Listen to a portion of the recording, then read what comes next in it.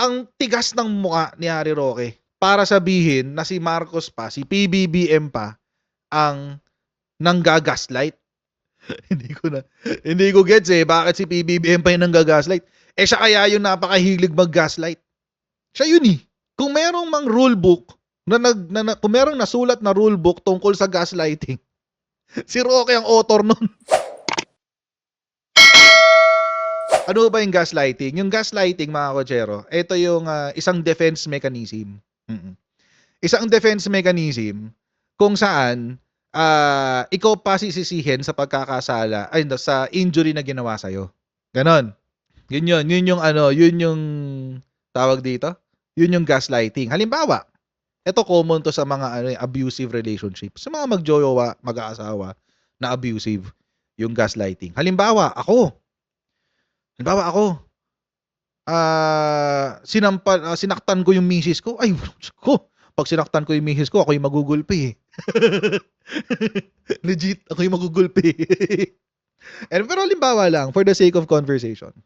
Baka sinaktan ko yung misis ko. Baka sinampal ko. Halimbawa lang. Tapos sasabihin ko sa kanya, kasalanan mo to kung bakit kita sinampal. Ginalit mo kasi ako, kaya kita sinampal. Yun ang gaslight. Yun ang gaslight. Ganon. Common yan sa politika eh. Common yan nung panahon ni Digong. Very, very common. Actually, diyan magaling ang mga DDS. Diyan magaling ang mga propagandista ng DDS. Isa pang example ng gaslighting. Yung ginagawa ng China. Yan, gaslighting yan. Yung sila yung nananakop pero sila pa yung galit. Ganon. Binangga namin kayo kasi nandito kayo sa teritoryo namin eh. Yun. Kahit wala naman silang karapatan doon sa teritoryo na yon. Kasi bakit sinabi na gaslight ni Roque? Ikaw daw kasi, presidente, ang unang nang iwan. Siya pala yun ang iwan daw eh. Oo, yun ang sabi ni Roque. Puntahan natin yan. Nagsalita kasi si Roque. Ikaw ang unang nang iwan, sabi niya kay presidente. Ginagaslight daw ni presidente si Sara. Binabaliktad daw ni presidente si Sara. Ikaw naman yung unang nanakit eh, kaya ka ginanyan. Pinost pa niya yan yung balita tungkol sa kanya. Pinost pa niya. Ayan, pak. Yan. Pinost pa niya yan. 5 hours ago. Statement of Attorney Harry Roque on the latest PBBM statement, redundant much, on Vice President Inday Sara Duterte. Sabi, the president's pronouncement that maybe he was deceived. Ito yung naalala niyo yung time na sinabi ni presidente na maybe I was deceived nung sinabi ni Sara kasi na hindi raw sila friends. Kasi tinanong siya eh.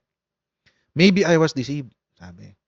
Because the vice president thinks that they are not friends is plain and simple gaslighting. Ayun.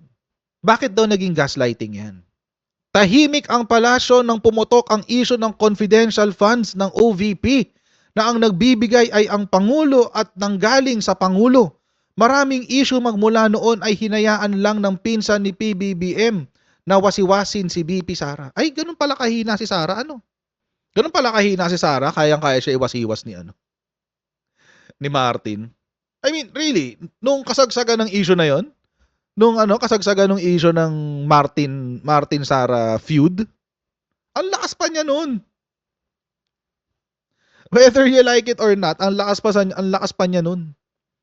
Number 1 presidential candidate nga siya noon, di ba? Naalala niyo? Ang lakas pa nga ni Sara noon, kaya nga siya mayabang. Kaya nga akala niya, kakayanin niya lahat ng kalaban niya kasi malakas pa siya sa publiko nung panahon na yun. In fact, during that time, pinagtatanggol ko pa si Sara. Aminado ako dyan. Kasi totoo naman. Hindi ko naman tinatago yun eh. Supportive pa ako kay Sara noon. Bakit? Kasi buo pa yung unit team noon. Take note mga kotsero, humina lang si Sara nung lantaran na siyang sumusuporta kay Kibuloy at tawag dito. Ayun, doon. Doon lantaran na siyang sumuporta kay Kibuloy. Kaya wala kayong ibang sisisihin sa paghina ni Sara kung hindi si Kibuloy at yung tatay niya. Doon lang naman siya humina eh.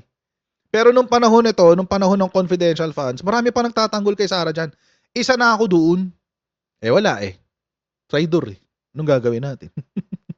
Lalo nung nag-out siya nitong nakaraan. 'Di ba nag-out na siya nung lantaran talaga na siyang hindi sumusuporta sa admin nitong July? Lalo.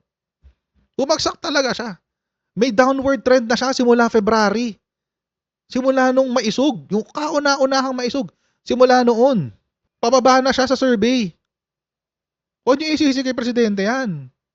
Damay pa yung China.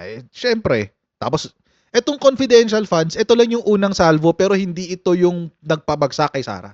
Ang nagpabagsak talaga sa kanya, yung maisog, number 1, yung maisog, yung tawag dito, Kibuloy, at saka yung China. Yun talaga yan. Buo pa yung unity team eh. Naalala ko nung panahon na pumuputok pa yung issue ng confidential funds, 'di ba nagsisisigaw na si pangalan niya, si ACT Teachers, si Franz Castro. Ayan. Tawag dito, nung nagsisisigaw si Franz Castro ng impeachment. Naalala niyo 'yun? Naalala last year? 'Yun yung unang putok ng confidential funds eh. Ano sinabi ni Castro? Impeach na 'yan, impeach na 'yan. Impeach, pinagpaplanuhan na nga namin i-impeach si Sara Duterte. 'Di ba 'yun yung sinabi? Yun yung sinabi eh. Anong ginawa ni PBBM? Sinungaling ka, Roque. Sinungaling ka, Roque. PBBM, Vice President Sara Duterte does not deserve to be impeached. Nungaling ka, Roque. Nungaling ka eh. Nagduduro. Akala mo nanonood si Roque, no? Attorney Harry Roque, kung napapanood mo tong live stream ko ngayon, sinungaling ka. Parang si Marlo kayo, no? Ginaganyan-ganyan yung camera, parang tanga. Si Presidente mismo nagsasabi niyan. Binabantayan namin ng mabuti. We don't want her to be impeached. We don't want her to. She does not deserve to be impeached. So we will make sure that this is something that we will pay very close attention to. Sino nagsabi? Si President Bongbong Marcos. Ang tigas ng mukha mo, Roque. Sorry ka. Oo, yung galit ko kanina sa'yo mapupunta. Sinungaling ka eh. Nang pumutok ang issue ng confidential funds wala raw, tahimik daw ang palasyo. Tahimik daw ang palasyo. Ang tigas ng mukha mo, Roque. Anong tawag mo dyan? Hindi ba galing sa palasyo yan? That is an official statement from the President of the Philippines. Diba? Hindi lang yun, mga kotsero. Hindi lang doon natapos yung pagtatanggol ni PBBM. Hindi lang dito. Saan pa? Saan pa nagtanggol si Presidente? Ito. Ayan. Office of the Executive Secretary cites legal basis in releasing 221 million confidential funds for VP Duterte's office. Sinungaling ka. Napakasinungaling mo. Hindi naman ako manununtok. Mahirap na. Physical injuries yan. May bayad yan. Danyos. Oo. Hanggang dito lang muna tayo. Wag tayong pananakit, guys. Oo. We are civilized. Pero kung let's say may maghamon sa akin, bawa si Baste hamunin akong suntukan. Probably, oo. Malamang mabubugbog niya ako. Malamang, di ba? Okay lang yun. Basta makaisa lang ako sa kanya, happy na ako. Ano pa? Sabi niya, marami pang issue raw ang nagmula noon na tawag dito, hindi raw pinagtanggol ni Presidente si PBBM. Lang yan, kahit nga sa asawa niya, pinagtanggol niya. Saka nakakita na ang kaibigan pinagtanggol sa asawa. Pag yan ginawa ko sa bahay, pinagtanggol ko yung kaibigan ko sa misis ko, wala. Tapos ala ako matutulog.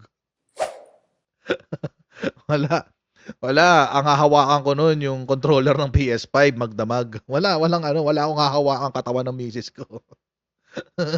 Pag ginawa ko yan, pag ang kinampihan ko, yung kaibigan ko, baka bugbugin ako ng misis ko niyan. Hindi naman niya ako bubugbugin. Pero ibabato lang niya sa akin yung PS5 ko. Diyan ka sa sala! Diyan ka mag-Elden Ring sa sala! Kasi nga, mga kotsero, kaibigan lang yan eh. Kaibigan lang yan. Hindi mo naman yan nakakasama sa pang-araw-araw. Hindi yan ang kasama mo sa hirap at ginhawa. Sana nakakita. Pinagtanggol pa sa asawa. Sa asawa! Palibasa siguro to si Roque, walang walang ayoko magsalita. Ayoko na lang mag-talk. Oo. Siguro hindi naiintindihan ni Roque yung konsepto ng may asawa. Sinabi ni FL Lisa. Anong sinabi niya? Bad shot na sa akin yan. tawag dito, batchat na sa akin yan si Sara. Ano sinabi ng presidente? Hindi lang siya sanay kasi sa politika. Pero hindi makakaapekto sa working relationship ko yan. It will not affect our working relationship with the Vice President, Secretary of Education. I think that she also understands as a wife how the First Lady feels when you have to sit there and listen to these attacks that are being made against your husband. Anong pinagsasabi nito ni Harry Roque na gaslight? Ikaw ang nanggagaslight, Harry Roque. Ang pagkakaibigan ay nagbibigayan, nagdadamayan at nagkakaunawaan. Ang kaibigan, lalo na ang tunay na kaibigan, ay nakakadama kung ang kaibigan ay may dinadamdam, may sakit, masaya, o may umaaway dito. Give and take, hindi iniiwan sa ere. Kasi yun daw ang ginawa ni presidente kay Vice, iniwan daw sa ere. Wait lang. Wait.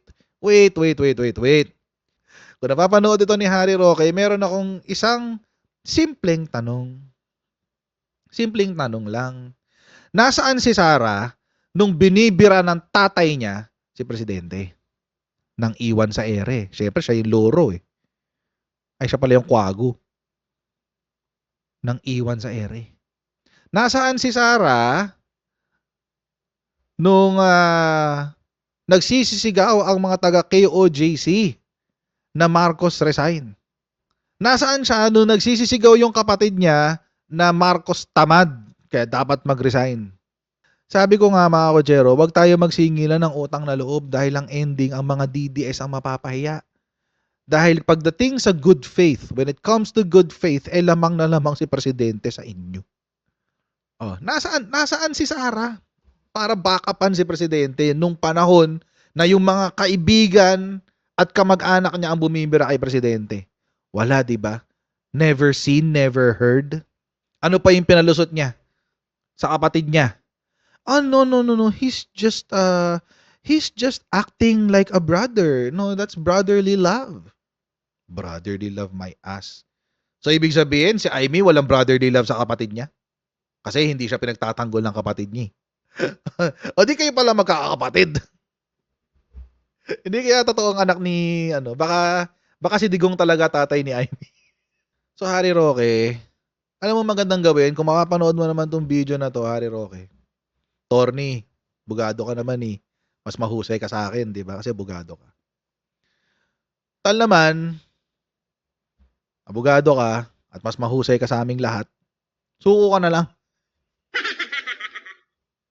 Suko ka na lang! Labas-labas din sa lungga! And I'll see all of you sa ating pong susunod na live stream. God bless and see you next time, guys. Bye!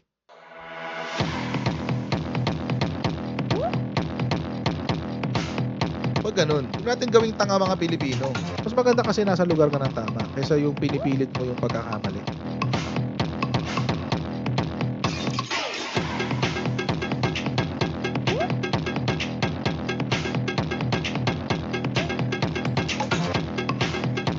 Are they willing to go that far? Hindi makakalimutan ng Pilipino yan hanggat di nasasagot niya. Sino ngayon nagsasabi ng totoo?